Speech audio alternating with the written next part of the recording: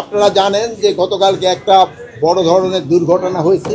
এই দুর্ঘটনায় আমাদের 4 জন ফায়ার ফাইটার এই হসপিটালে ভর্তি। এর ভিতরে 2 জনের এই সে পরিমাণ বেশি আর একজনের খুবই কম। তা আমাদের ডাক্তার, আপনারা জানেন এটা একটা ইন্টারন্যাশনাল মানের হসপিটাল, এখানে ট্রিটমেন্টের খুবই ভালো।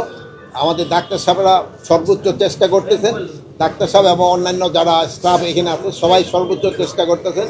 আপনারাও আল্লাহর কাছে দোয়া করবেন যেন ওনারা খুব তাড়াতাড়ি সুস্থ হয়ে যায়। আর আমাদের এখানে থেকে যত ধরনের সাপোর্ট এবং সহযোগিতা এই হসপিটালকে দেওয়া দরকার হবে আমাদের তরফ থেকে এটা দেওয়া হবে, ফায়ার ব্রিগেড এবং আমাদের স্বরাষ্ট্র মন্ত্রণালয় থেকে এবং সরকারের তরফ থেকে।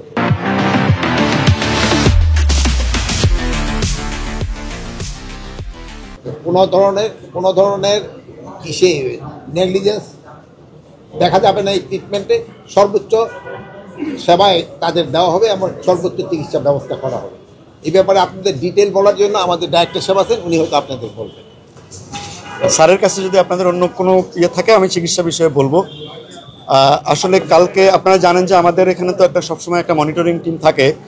কালকে যখনই এই ঘটনাটা ঘটার সাথে সাথেই কিন্তু ফায়ার ব্রিগেডের পক্ষ থেকে ওনাদের ডিজি সাহেব সহ সবাই আমাদের সঙ্গে কমিউনিকেট করছে এবং আমরা সাথে সাথে আমাদের টিম রেডি রাখছি। আগের মতো করেই আসার সাথে সাথে চিকিৎসা শুরু হয়ে গেছে। কিন্তু দুর্ভাগ্যজনক বিষয় হচ্ছে আপনারা জানেন যে স্যার যেটা বলছিলেন যে 2 জন পেশেন্ট নিয়ারলি 100% বার্ন আর একজন আছেন 42, একজন 5%। তো সমস্ত পেশেন্টকে আমরা একইভাবে গুরুত্ব দিই এবং প্রোটোকল অনুযায়ী করি। আপনারা জানেন যে আমরা ক্যাটাগরি করে মাইলস্টোনের সময় আমরা যেভাবে বলেছি 3টা পেশেন্ট আসার সাথে সাথে 3টা পেশেন্ট আমাদের ক্রিটিক্যাল কন্ডিশন আছে আর একটা পেশেন্ট ইন্টারমিডিয়েট।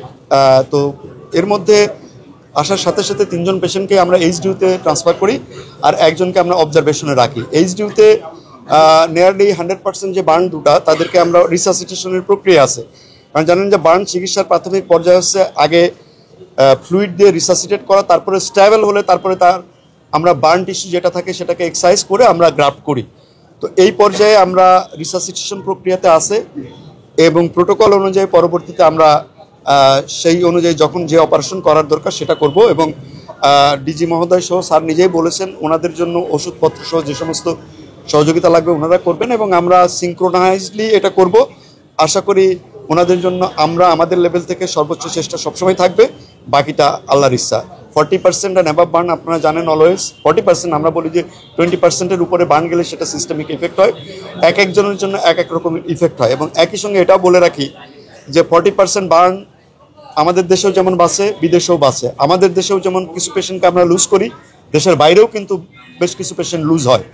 এবং মাইলস্টোনের সময় এই প্রশ্নটা আবারও আসছিল দেশে না বিদেশে, তখন কিন্তু আমরা তাদেরকে বলেছিলাম এবং ওনারাও একই বক্তব্য যে দেশে থেকে চিকিৎসা করে রোগী ভালো হতে পারে, আমাদের কাছে গেলেও ভালো হতে পারে, আবার বাইরে নিয়ে গেলেও সেটা ভালো হতে পারে, খারাপও হতে পারে। ডিসিশনটা আসলে আমাদেরকে সমন্বিতভাবে নিতে হবে। আবেগের থেকে আমরা সায়েন্সকে প্রাধান্য বেশি দিব এবং এই বিষয়ে আমাদের পক্ষ থেকে যা যা করার ইনশাল্লাহ আমরা করব।